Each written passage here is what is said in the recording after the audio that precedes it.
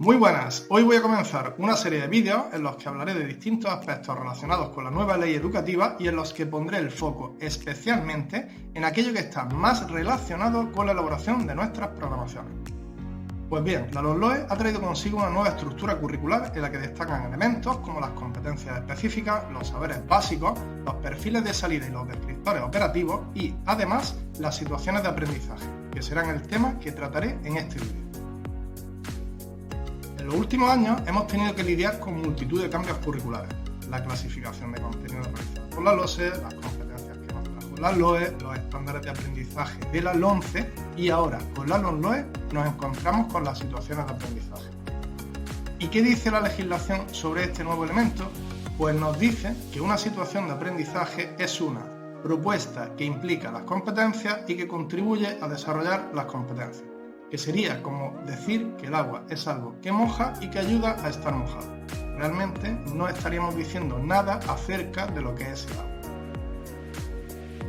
Además, en las distintas normativas autonómicas, y pongo a modo de ejemplo la andaluza, se nos dice que tendremos que elaborar nuestras programaciones mediante situaciones de aprendizaje en el próximo curso. Es decir, que nuestras programaciones tendrán que incluir sí o sí situaciones de aprendizaje a partir de octubre.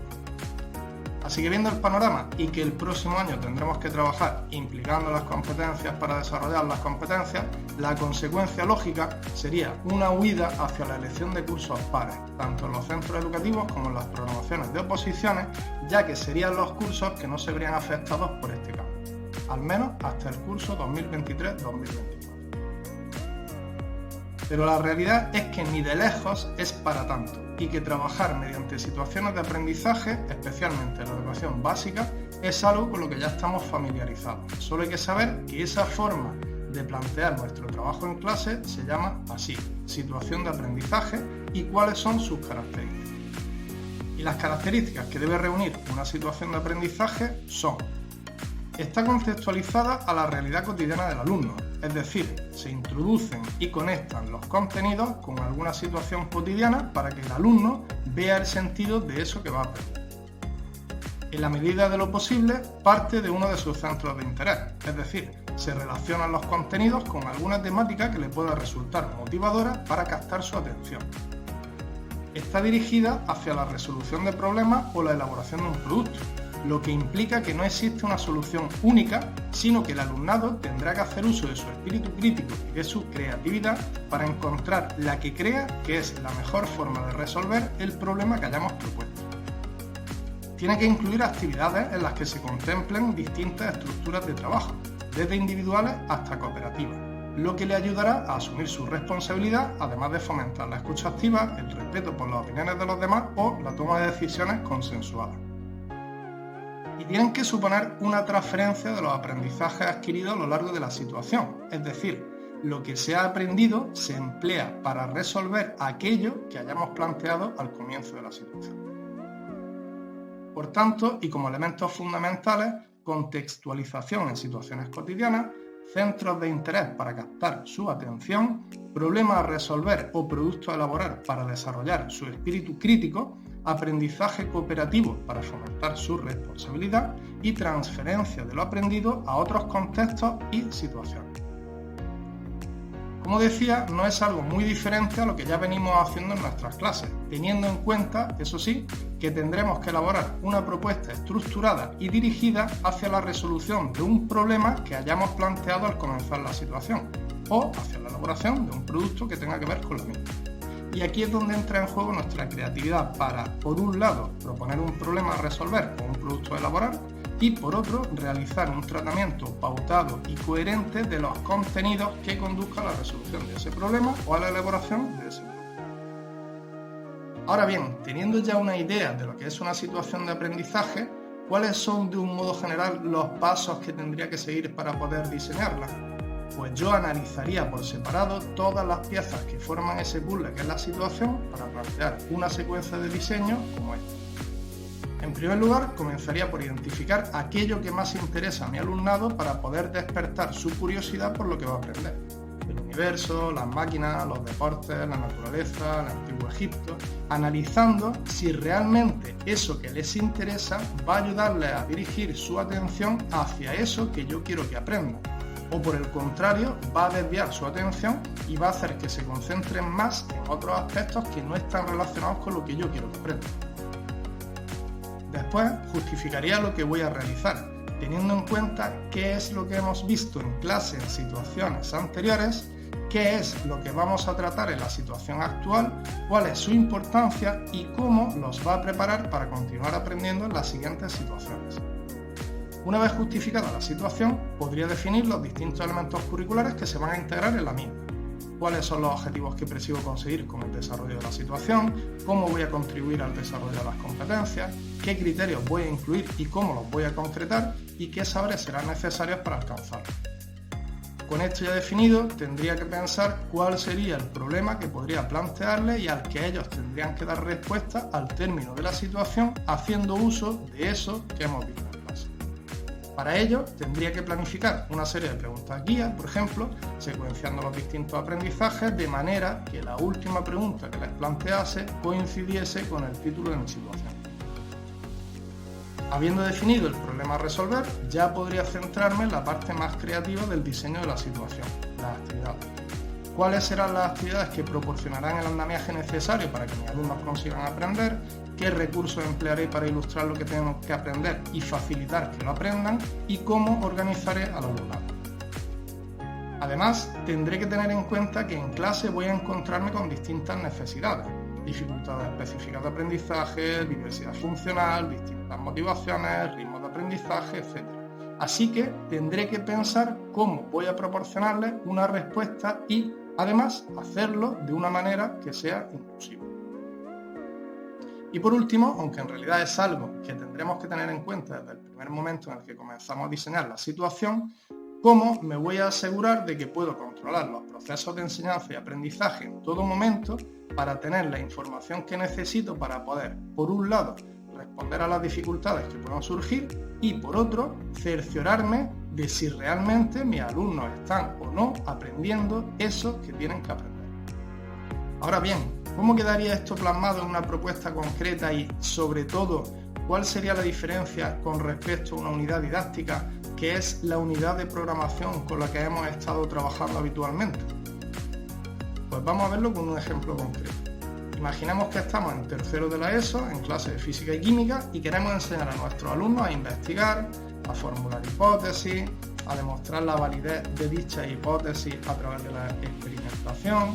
y también a analizar los resultados obtenidos empleando razonamientos propios fundamentados sobre la metodología científica, que es lo que va a contribuir a desarrollar su espíritu crítico, y que para ello vamos a hacer uso del saber básico que incluye los distintos contenidos relacionados con la electricidad y que nos habla de la naturaleza eléctrica de la materia, de la corriente eléctrica, del empleo de la ley de Ohm para relacionar las distintas magnitudes eléctricas, los circuitos eléctricos y la energía eléctrica.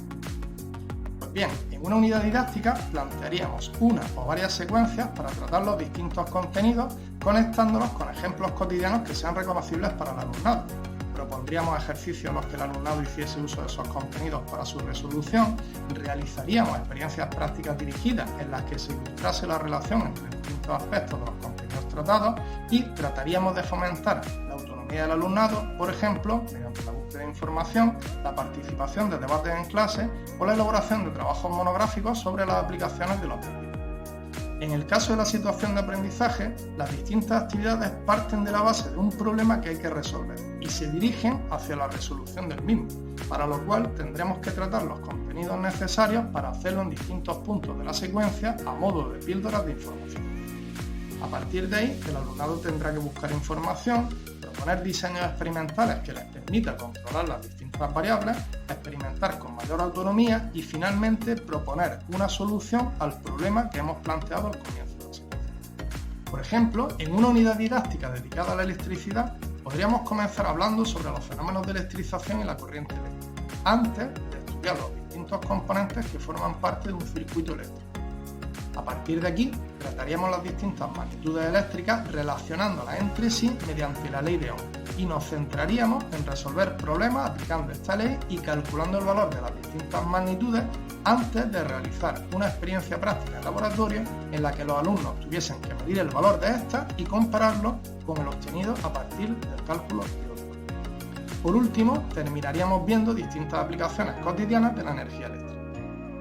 En el caso de una situación de aprendizaje, partiríamos de un problema a resolver planteando una pregunta al alumnado. Por ejemplo, ¿podrías poner en marcha un aparato eléctrico? Para dar respuesta a la pregunta, dividiríamos el desarrollo de la situación en distintos bloques. En el primero de ellos hablaríamos de la electricidad y de los circuitos eléctricos para después proponerles buscar información sobre los distintos componentes y cómo podrían construir un circuito con materiales cotidianos. Por ejemplo, podrían fabricar una pila con monedas, con papel de aluminio y vinagre y emplear distintos materiales metálicos como clips o cables como conectores. En un segundo bloque veríamos cómo se relacionan las distintas magnitudes eléctricas gracias a la ley de Ohm y daríamos libertad para experimentar y que pudieran comprobar cuál es el valor de las distintas magnitudes en función del número de monedas empleado para la pila, la resistencia a los distintos materiales y las conexiones en serie o en paralelo que hayan establecido. En un último bloque trataríamos las distintas aplicaciones de la energía eléctrica y tendrían que investigar acerca de cuál debería ser el potencial necesario para que sus pilas se pudiesen conectar y poner en marcha dispositivos como micromotores o diodos LED, dando así respuesta a la pregunta que le planteamos al comienzo de la situación sobre si podrían poner en marcha un aparato eléctrico. Pues bien, cada una de las propuestas, la unidad didáctica y la situación de aprendizaje nos ayudaría a conseguir nuestros objetivos. Y cada una de ellas tiene sus ventajas y también tiene unos riesgos asociados. En el caso de la unidad didáctica, corremos el riesgo de excedernos en el tratamiento teórico de los contenidos, que el alumnado sepa resolver problemas con un tratamiento matemático complejo, pero que a su vez no sea capaz de entender realmente cuál es la utilidad de eso que ha aprendido. Y en el caso de la situación de aprendizaje, corremos el riesgo de no profundizar suficientemente en el tratamiento de los contenidos y que la resolución del problema que planteamos al comienzo de la situación acabe quedando reducida a la realización de una manual. Por tanto, tendremos que tener en cuenta que, aunque la situación de aprendizaje tiene como ventaja el fomentar en mayor medida la autonomía del alumnado y que esto puede contribuir a un mayor espíritu crítico en el futuro, tenemos que tener en cuenta que tendremos que trabajar de manera coordinada con el resto del equipo docente y en especial con el equipo del departamento para proporcionar las herramientas necesarias para que los alumnos puedan hacer un uso eficaz de esa autonomía. Es decir, que sepan cómo buscar información, cómo trabajar de manera cooperativa, cómo elaborar un informe de resultados o cómo plantear un diseño experimental para que las situaciones de aprendizaje se dirijan hacia los aprendizajes que nosotros realmente buscamos perseguir. Y ya por último, a la hora de redactar la situación de aprendizaje para incorporarla a nuestra programación y hacerla pública a la totalidad de la comunidad educativa o exponerla ante un tribunal de oposiciones, tendremos que diferenciar entre una primera parte introductoria en la que identificaremos la situación, la justificaremos y describiremos el problema a resolver o el producto a elaborar.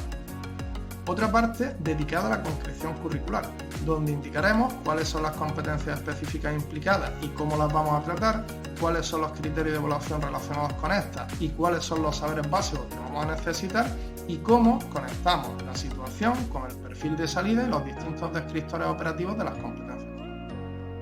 Otra parte dedicada a la transposición didáctica, donde indicaremos todo lo necesario para que nuestros alumnos puedan adquirir los aprendizajes, la secuencia de actividades, los recursos empleados, los agrupamientos, los escenarios que vamos a necesitar y los principios DUA que vamos a tener en cuenta. Otra parte dedicada a la atención a la diversidad, donde describiremos las distintas medidas para responder a las necesidades que podamos tener en nuestra clase. Y una última parte dedicada a la evaluación, donde indicaremos qué procedimientos e instrumentos vamos a emplear para evaluar y calificar los aprendizajes del alumnado, así como los procesos de enseñanza y la propia situación de aprendizaje. Y nada más, espero que este vídeo os ayude a comprender qué es este nuevo elemento que nos trae el Alumloe y sobre todo a perderle el miedo a plantear situaciones de aprendizaje en vuestras clases y en vuestras programaciones de oposición, si es que no lo hacíais ya anteriormente sin saber que se denominaban así.